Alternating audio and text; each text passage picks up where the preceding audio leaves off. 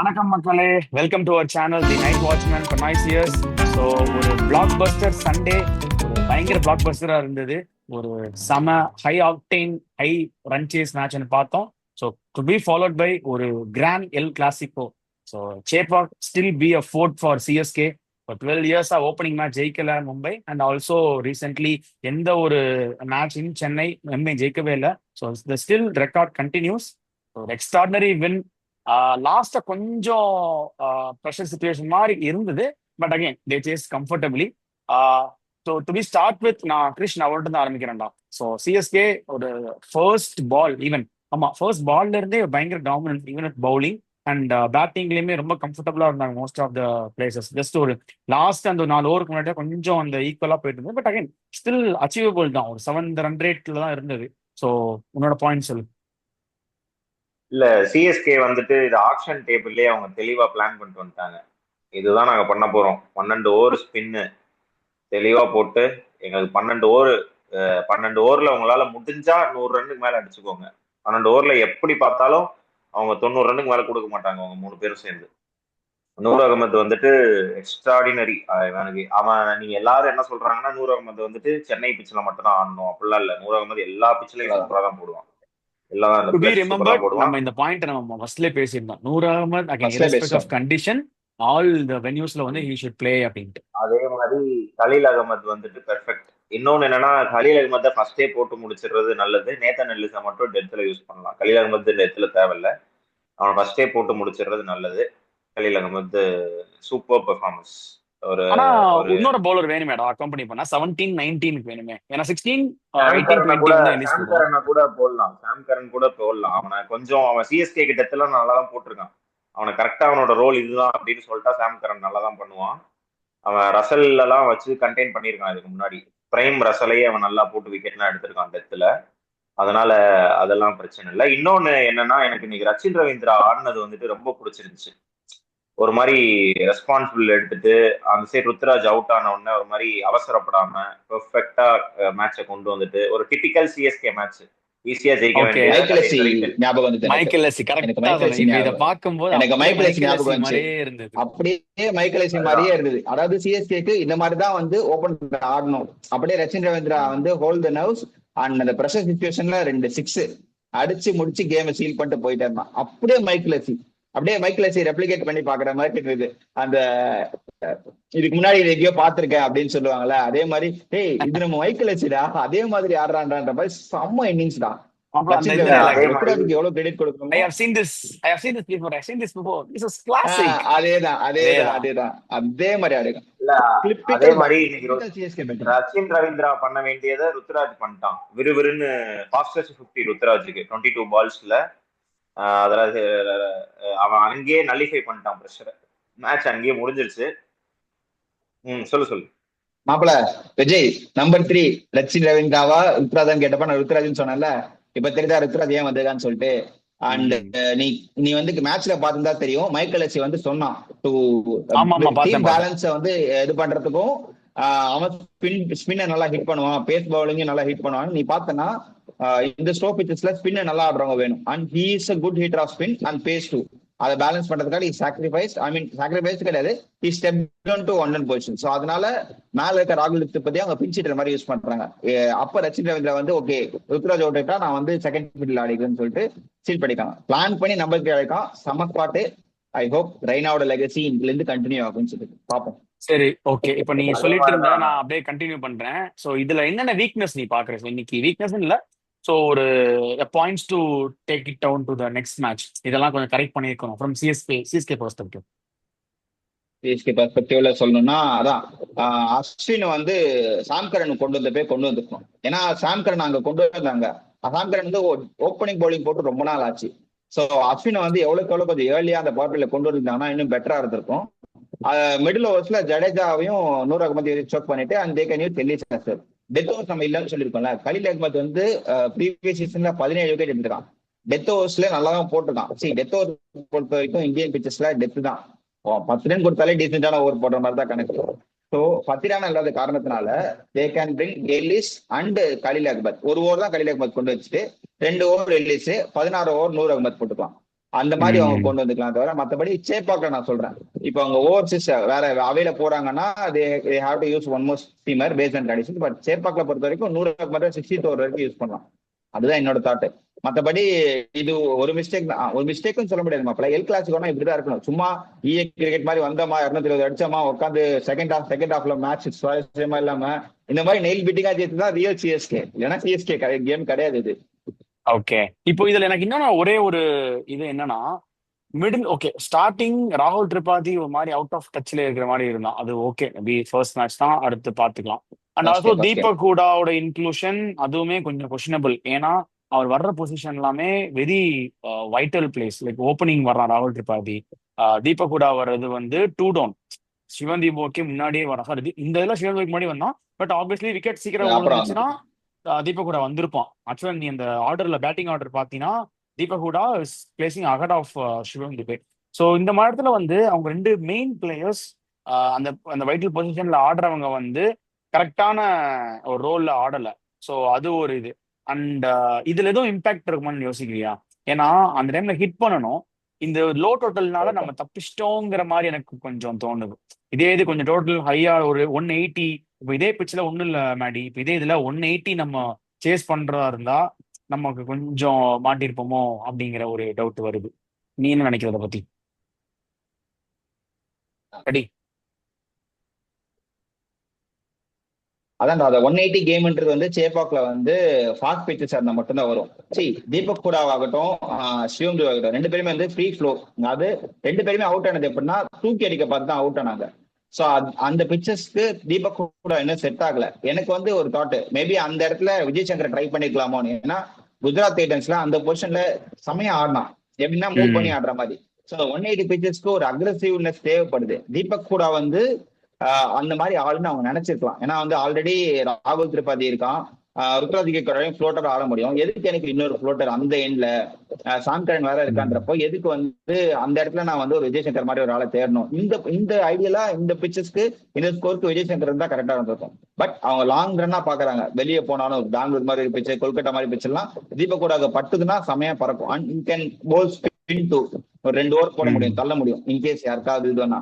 So Deepak கூட back பண்றாங்க, எப்ப வேணா சக்சஸ் ஆகலாம். அண்ட் நம்ம பார்த்தா தெரியும்ல, ரைட் லெஃப்ட் அந்த காம்பினேஷன் அதை வந்து இது பண்ணிட்டே இருக்கணும். எனக்கு ஒரே ஒண்ணுதான், சிவம் துபே கொஞ்சம் என்ன சொல்றது இன்னும் பழையபடியே ஆடிக்கிட்டு இருக்கான். கொஞ்சம் ரெஸ்பான்சிபிலிட்டி எடுத்து கொஞ்சம் அந்த ஹோல்ட் பண்ணி கொண்டு போயிருந்தா பெட்டரா இருக்கும். இல்ல நான் நடுவுல விழுந்த 3 விக்கெட் வந்துட்டு அவங்க சும்மா அடிக்கணும்னு போய் கொடுத்த விக்கெட் தானே ஒழிய அவங்க அது விக்கெட் எடுக்க வேண்டிய பால்ஸும் கிடையாது. அடிக்கணும் கன்ஃபார்மா நான் இந்த பால் 6 அடிக்க போறேன். தீபக் கூட எல்லாம் பாத்தீங்கன்னா வேணும்னே எல்லாமே 6 லைன்ல கேட்ச். ஜஸ்ட் வந்துட்டு சும்மா போல்டோ அந்த மாதிரி கிடையாது, அடிக்கணும் 6 அடிக்கணும். அதுவும் இல்லாம நம்ம கிரவுண்ட் இப்போ அந்த அடிச்ச எல்லா பாலுமே வேற ஏதாவது ஸ்டேடியம்னா அது கன்ஃபார்ம் கிரவுடுக்குள்ள போய் விழுந்துருக்கும்னு நினைக்கிறேன். டெல்லியோ இல்ல ஆர்சிபி கிரவுண்டோ மும்பையோ இருந்தா 7 கேமும் இங்க ஆட போறன்றப்ப அந்த கண்டிஷன் அக்செப்ட் பண்றது கொஞ்சம் டைம் ஆகும். அது தீபக் கூட ஓகே. பட் சிவம் துபே வந்து இங்க ஆடி இருக்கான், அந்த மாதிரி கொஞ்சம் இல்லாம கொஞ்சம் ஃப்ளோட் பண்ணி தான் முடிச்சிருந்திருக்கலாம். ஏன்னா அவன் ஆல்ரெடி ஆடி இருக்கான், அது ஒண்ணுதான். மற்றபடி ஹில் இம்ப்ரூவ், கண்டிப்பா இம்ப்ரூவ் ஆகும். இல்ல அது ஃபர்ஸ்ட் அவனுக்கு தெரியும், ஃபர்ஸ்ட் மேட்ச் ஜஸ்ட் வந்துட்டு வேமா முடிக்கலாம். அவங்க என்ன பிளான் பண்ணாங்கன்னா போன தடவை அந்த ரன் ரேட்டால மிஸ் ஆச்சு, இந்த தடவை கொஞ்சம் ரன் ரேட்டை தேத்தலாம் அப்படின்னு பார்த்தா ருத்ராஜு வேமா ஆனான்னு நினைக்கிறேன். நடுவுல லைட்டா விக்கெட் போன உடனே உருட்ட ஆரம்பிச்சிட்டாங்க. they underestimate விக்னேஷ் புத்து. நான் சொன்னேன்ல, மும்பை எப்பவுமே யாராவது ஒளிச்சு வச்சிருப்பானடா கொண்டு வருவான்னு சொல்லிட்டு. மாப்பிள்ள அவனுங்க இவனை வந்து மும்பை கேப்டனு காமிச்சு ரஷித் கானோட பவுலிங்க போட விட்டு நெட் பவுலரா இது பண்ணிருக்காங்க. இத்தனைக்கும் என்னன்னா அவன் 24 ஏஜ் ஆகுது, அண்டர் 19 அண்டர் 14 ரெப்ரசென்ட் பண்ணிருக்கான் கேரளாக்காக. அதுக்கப்புறம் ஒரு லிஸ்டே மேட்சஸ் கூட ஆடல. அவர் ரெக்கார்டுமே எதுவுமே கிடையாது. ஒரு பவுலிங் ஸ்ட்ராட்டஜி ஆகட்டும் அனலிஸ்ட் ஆகட்டும் யாருக்குமே இந்த டேட்டா கிடைக்காது. கொண்டு போய் அவன் அங்க பிராக்டிஸ் பண்ண வச்சு எக்ஸ்பெக்டா கொண்டு வந்திருக்கானுங்க. இதுதான் மும்பை. இந்த மாதிரி இதுல என்ன இந்த டேலண்ட் உண்மையிலே ரொம்ப சூப்பரா போட்டான்டா. ஒரு similar to Noor Ahmad action and again கூகுளுக்கும் லெக் பிரேக் சூப்பரா போடுறான், நல்லா போட்டுருக்கான். பால நிறுத்துறான் அப்படியே. And we have to groom him. ஒரு லாங்கர் ரன்லயுமே அவன் எப்படி இருப்பான்னு ஐபிஎல் ஒரு பூல் ஆஃப் செட் ஆஃப் இதுல இருந்து அவனை பிக் பண்ணி செமையா அவனை க்ரூம் பண்ணலாம். அண்ட் ஆல்சோ இப்போ again state and state Noor Ahmad compare பண்ண முடியாது. Noor Ahmad proven commodity, multiple லீக்ஸ்ல ஆடி இருக்கான்.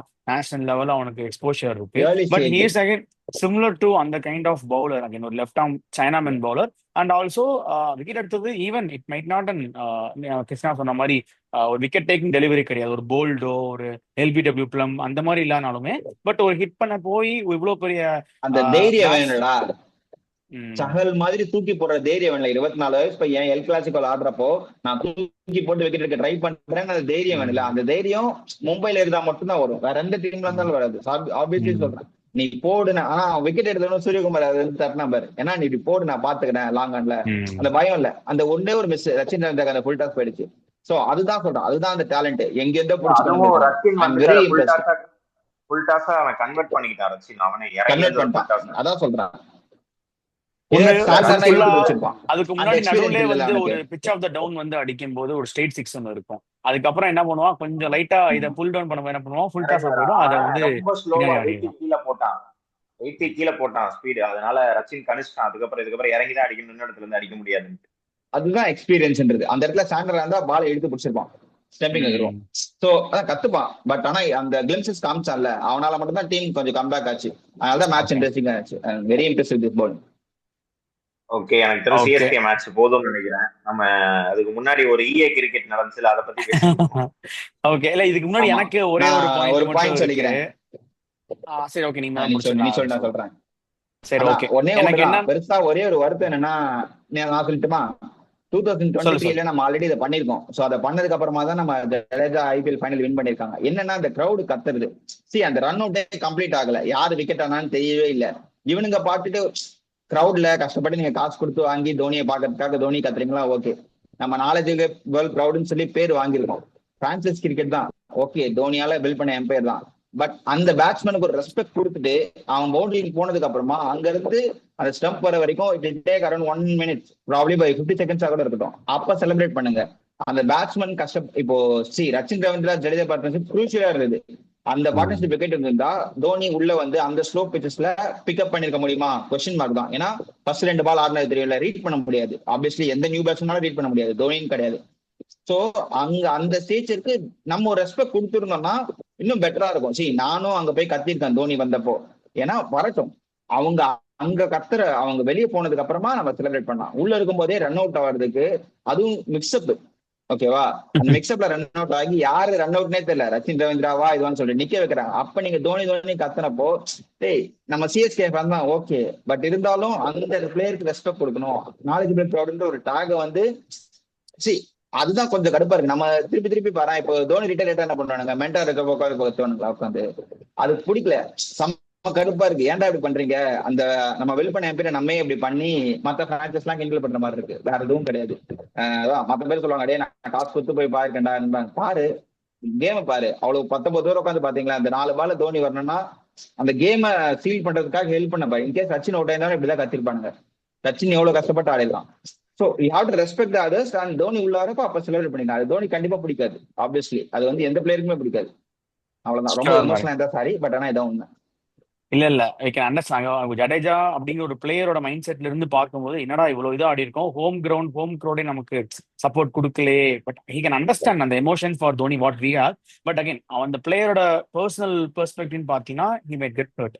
ஐ கம்ப்ளீட்லி அண்டர்ஸ்டாண்ட். அண்ட் இப்போ நான் குயிக்கா என்னோட சிஎஸ்கே இந்த பர்டிகுலர் இதுல இருந்து நம்ம நெக்ஸ்ட் மேட்ச் எப்படி நம்ம இதை அணுகணும் அப்படிங்கிறத பார்த்தோம்னா, அகைன் சேம் 11 போலாம். பட் இன்னுமே ஃபாஸ்ட் பவுலிங்ல சாம் கரனை ஃபுல்லா டிபெண்டா இது பண்ண முடியல. Might be and also Deepak Hooda and ராகுல் திரிபாதி வந்து ஸ்டில் ராங் ரன் இருக்கு. பட் அது எவ்வளவு இது போகும்னு தெரியல. அண்ட் ஆல்சோ ஒருவேளை might be if he get struck அப்படிங்கிற மாதிரி ஒரு சிச்சுவேஷன் வந்துச்சுன்னா, நீ என்ன பேசினாலும் இதே 11 தான், இதே 12 பேர் தான், கவலைப்படாத சரியா.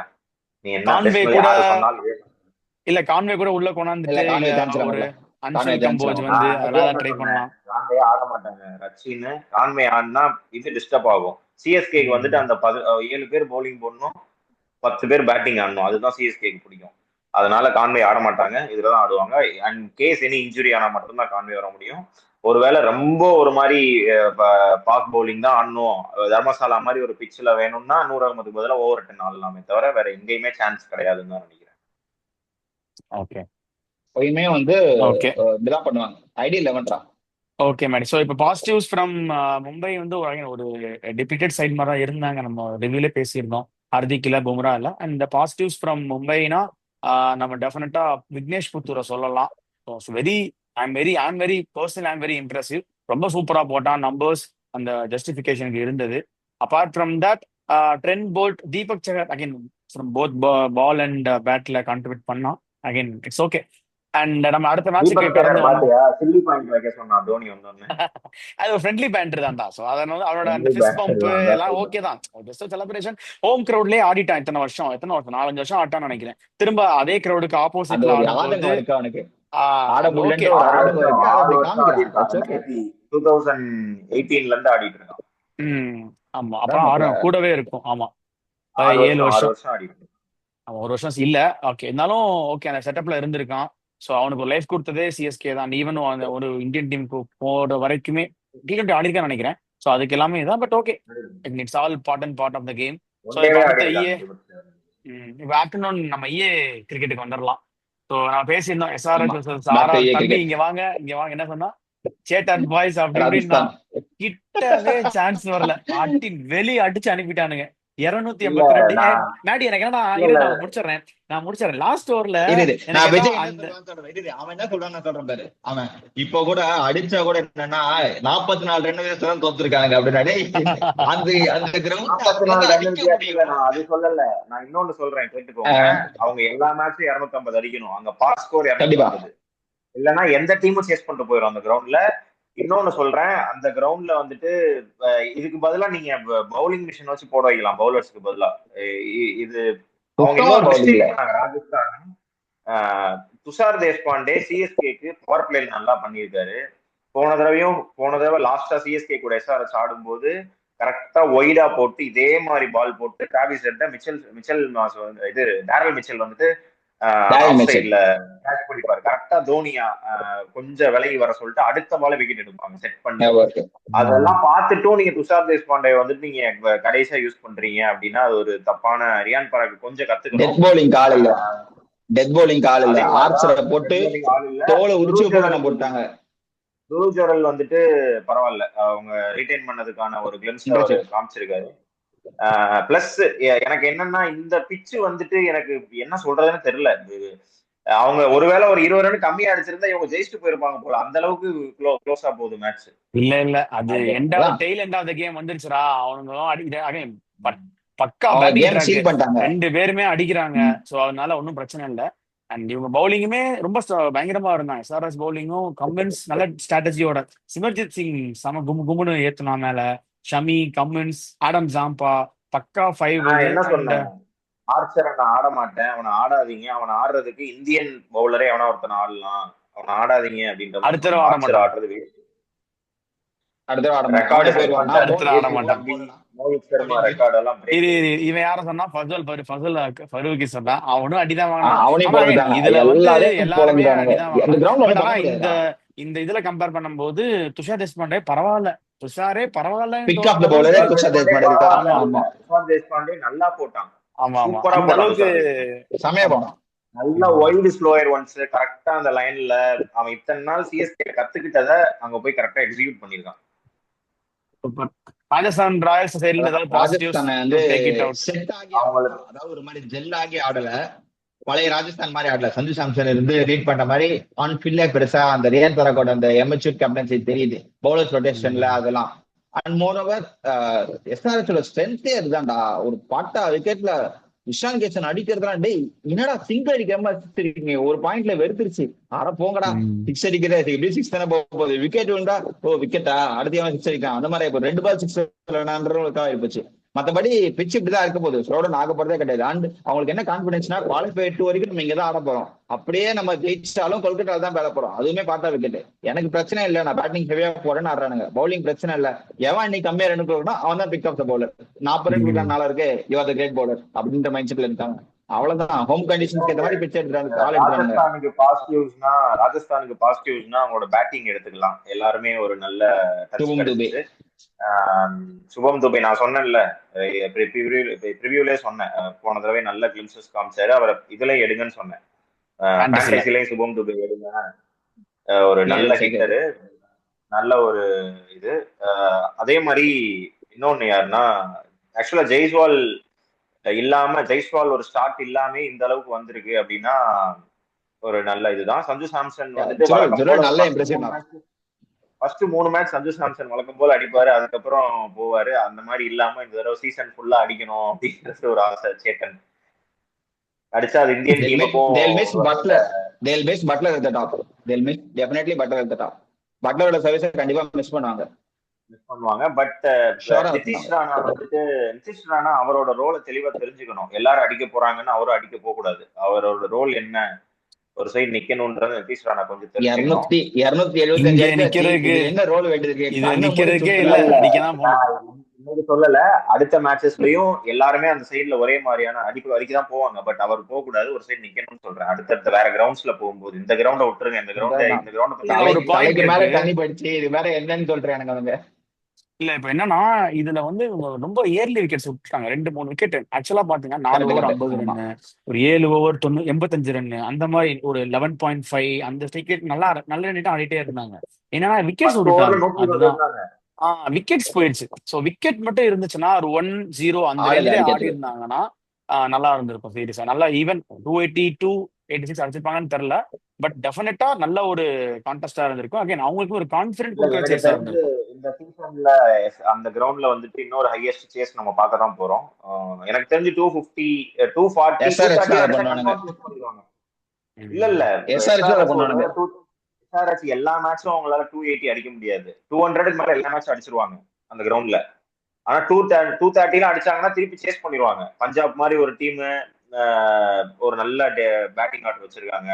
ஆர்சிபியே சொல்றேன், அந்த கிரவுண்ட்ல அவங்க அந்த ஆர்சிபி பிளேயர்ஸ் நல்லா பண்ணுவாங்க. எனி ஒன் டே, பட் ஆனா நாட் ஆல் டே. அதாவது 6 மேட்ச் 7 மேட்ச்ல ஏதாவது ஒரு கேம் தப்பாகும். பட் ஆனா வந்து யாரையும் எஸ்ஆர்எஸ் டாமினேட் பண்ண முடியாது இந்த கிரவுண்ட்ல. இப்ப நீ சொல்றது எப்படி நடக்கும்னா, ஏதாவது ஒரு கேம் இந்த ஆஃப் கேம் மாதிரி நடக்கும். டாமினேட் பண்ண சான்ஸே கிடையாது எஸ்ஆர்எஸ். நான் எழுதி தரேன். போன தடவை அவங்களுக்கு இதே தான் நடந்துச்சு. முக்கியமான 2 மேட்ச் ஆஃப் டே ஆச்சு, கப்பு போயிடுச்சு. அதுதான் சொல்றேன். அது பிட்ச் வேற இல்ல, இவனுங்க அந்த ஐடியா யோசிச்சிருக்கானுங்க. தெரியும், நான் நேர்ல பார்த்தேன். கூட ஆடும்போது எல்லா பாலும் சுத்துனாங்க. 145க்கு சுரட்டி ஜாலியா சேஸ் பண்ணிட்டு போயிட்டே இருந்தாங்க சிஎஸ்கே. அதாவது ஒரு சில பிச்சர்ஸ்ல ஸ்கில் உள்ள பேட்டர்ஸ் தான் ஆட முடியும். கண்ணை மூட்டு எல்லா பாலும் சுத்தினா ஒரு சில பிச்சர்ஸ்ல யூஸ் ஆகாது. பாப்போம் இவங்க அடுத்த கிரவுண்ட் இன்னும் வேற கிரவுண்ட்ல போய் ஆடும்போது இவங்களோட வீக்னஸ் தெரியும். அகைன் எல்லாம் இப்போதைக்கு ஒரு மேட்ச் தான் முடிஞ்சிருக்கு. இன்னும் long way to go. And நிறைய வென்யூஸ்ல நிறைய இது ஒரு மேட்ச் முடிஞ்சிருக்குன்னு நீ சொல்ற. ஒரு மேட்ச் ஜெயிச்சுட்டு கப் எடுத்து சில பேர் சொல்லிட்டு இருக்கானுங்க. நான் சொல்ல விரும்பல. இல்ல ஒரு நிமிஷம் ஃபர்ஸ்ட் ரிவ்யூல ஆர்சிபிக்கு சப்போர்ட் பண்ணவனே இப்ப இவ்வளவு இரிட்டேட் ஆகுறானே. அப்போ இல்ல சப்போர்ட் பண்ணாலும் எவ்வளவு இரிட்டேட் ஆகும் அப்ப பாத்துக்கோங்க. நல்லா ஜெயிப்பாங்கன்னு நான் சொன்னேன். பட் ஆனா ஜெயிச்சது கப் எடுத்து வைக்கிறா அப்படின்னு சொல்றது அது கடுப்பா இருக்கு. வெயிட் பண்ணுங்க 28ஆம் தேதி வரும். ஓகே சரி, ஓகே. நம்ம இந்த பர்டிகுலர் இதை வந்து நம்ம இதோட ராப் அப் பண்ணிக்கலாம். அண்ட் ஒரு எக்ஸ்ட்ரானரி சண்டே மேட்சை முடிச்சுட்டு அப்படியே நம்ம வந்து வீடியோ ரெக்கார்ட் பண்ணியிருக்கோம். ஸோ சுட இந்த பர்டிகுலர் அரைச்ச மாவை அப்படியே நான் இப்போ யூடியூப் வடசட்டியில போட்டு அழகா வடைய ஃப்ரை பண்ணி மக்களுக்கு கொடுக்க போறேன். ஸோ அதனால until and then we are all boys signing off. Tomorrow நம்ம LSE DC 100 சப்ஸ்கிரைபர்ஸ் வந்திருக்கு. ஸோ ஒரு குவிக்கஸ்ட் 2 weeks டைம் ஸ்பேன்ல வந்து நமக்கு 100 சப்ஸ்கிரைபர் வந்திருக்காங்க. So thank you so much for all your love and support. ஆமா, ஸோ இதே மாதிரி மாடஸ்ட் ரிவ்யூஸ் நம்ம சைட்ல இருந்து இருக்கும். அண்ட் வெரி எக்ஸைட்டிங் இன்ட்ரெஸ்டிங் இது இருக்கும். அண்ட் கமெண்ட்ஸ்ல உங்களோட தாட்ஸோ இல்ல anything to improvise from our end இருந்தாலும் சொல்லுங்க. Definitely we will read all your comments and we try to reply to all of your comments. So thank you. So எல்லாருமே ஹாப்பியா நாளைக்கு மண்டே ப்ளூஸோட மார்னிங் எல்லாம் வேலைக்கு ரெடி ஆகுங்க. எங்களோட LSE vs DC ஓட மேட்ச் ப்ரிவ்யூ ஸோ டுமாரோ வந்துட்டே இருக்கு. So stay tuned. Thank you and have a great start tomorrow. By.